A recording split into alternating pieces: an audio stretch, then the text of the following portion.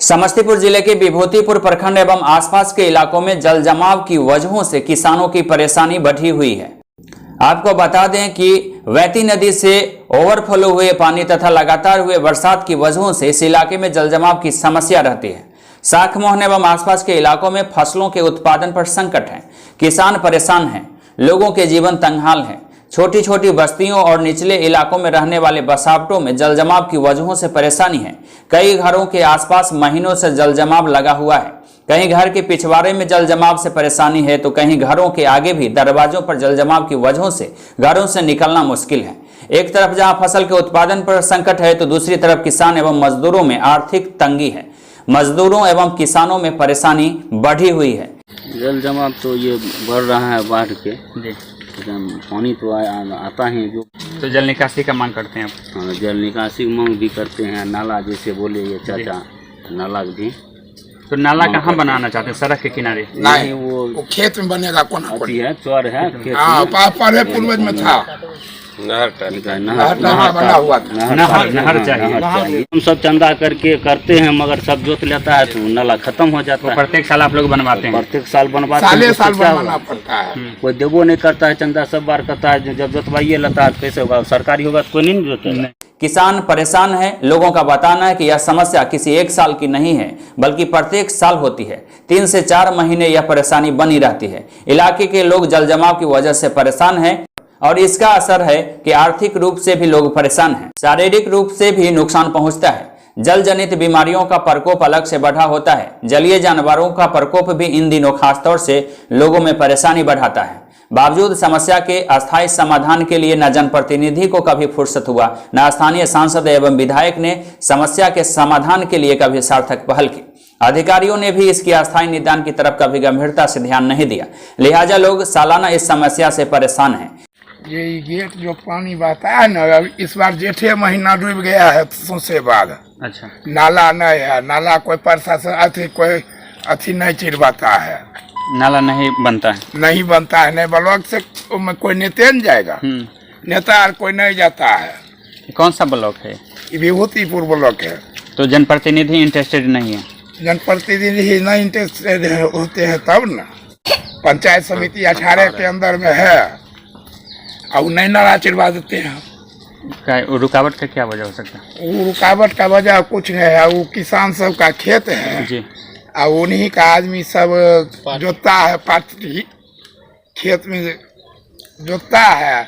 हम लोग मजदूर लगा कर चिरवाते हैं और वो साले साल भर करके उपजा करता है। इस इलाके में जो जलकर होंगे, जलकर नहीं बिकता है। जलकर नहीं बिकता है? नहीं बिकता है। लेकिन ये जल निकासी का व्यवस्था नहीं हो पा रहा। व्यवस्था नहीं हो पा रहा है। तो जो स्थानीय जो विधायक हैं और सांसद हैं उन लोगों से शिकायत आप लोगों की नहीं होती? नहीं, यहाँ के स्थानीय विधायक हैं वो हम लोग के पहुँचे पर नहीं है। कौन है विधायक? अजय कुमार। सांसद एवं नित्यानंद राय हैं। वो कहाँ, दिल्ली में इस बार हम बीमारी में गए थे तो वहाँ दस्तखत कराने के लिए। अच्छा, तो उन लोगों को ये शिकायत नहीं मिली है? नहीं मिली है। और इंटरेस्टेड भी नहीं रहते? नहीं, वोट के टाइम इंटरेस्टेड होते हैं। वोट गया तो इंटरेस्टेड कौन है? वोटिए में कोई इंटरेस्टेड होते हो। अभी मुखिया हो, पंचायत समिति हो, जिला परिषद हो, जिनको अभी भूख है जी, उसके बाद कौन इंटरेस्टेड होंगे? गाँव इलाका ऐसे ही तंग तबाह होते रहता है। हाँ, पूरे हम लोग तबाह है। कौन सा इलाका हुआ जहाँ? साख मोहन। और कौन सा ब्लॉक है? विभूतिपुर ब्लॉक है, समस्तीपुर जिला है। कई इलाके साल के 3 से 4 महीने परेशान होते हैं तो कई इलाकों में 5 से 6 महीने तक जल जमाव की वजहों से परेशानी बनी रहती है। लोगों का बताना है कि स्थानीय विधायक एवं सांसद से भी कई बार इस मामले की शिकायत की गई, लेकिन समाधान की तरफ कभी गंभीरता से उन्होंने ध्यान नहीं दिया। यह अलग बात है कि हर किसी ने चुनाव के वक्त आश्वासन जरूर दिया, वोट बटोर लिए, समय गुजार लिए, लेकिन अस्थायी निदान और समस्या का समाधान नहीं होने से लोग परेशान हैं। लोगों की खेती के लिए भी महीनों पानी सूखने का इंतजार करना पड़ता है। आपके इलाके में जल जमाव है, इसका वजह क्या है? वो नाला का निर्माण नहीं हो सका है जगह जगह। तो बरसाती पानी सभी इलाकों में चला जाता है? बरसात का ही पानी, वर्षा होता है, नाला नहीं है, इसी वजह से हो जाता है। बाढ़ का भी असर होता है? बाढ़ का पहले होता था लेकिन अब नहीं हो रहा। किस नदी का पानी आता था पहले? यही बेती नदी का। बैती नदी का जो ओवरफ्लो करता था। तो अच्छा ये बताइए कि जल जमाव की वजह से फसल भी उत्पादन नहीं हो पाता है? इस बार तो होबे नहीं किया है किसान का। कौन कौन फसल मारा गया?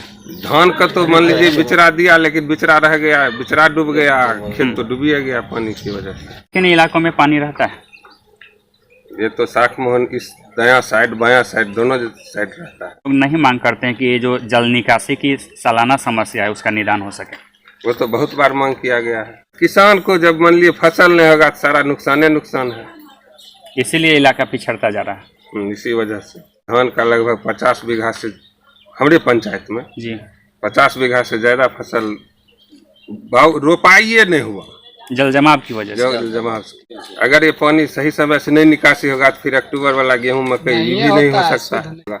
और तेलहन का जो सरसों और का खेती है वो तो उसका समय आ गया है, पानी है खेत में। बरसात की वजह से आप लोग प्रभावित रहते हैं। बरसात। यहाँ नहर निर्माण एवं नाला निर्माण की मांग कई सालों से की जा रही है, लेकिन वक्त गुजरता जा रहा है, परेशानी बढ़ती जा रही है, लेकिन समस्या का समाधान अब तक नहीं हो पा रहा है। लोगों ने समस्या के समाधान की उम्मीद भी छोड़ दी है और कुदरत के इस कहर को स्वीकार भी कर लिया है। नियति मानकर लोग समय गुजारने पर मजबूर हैं।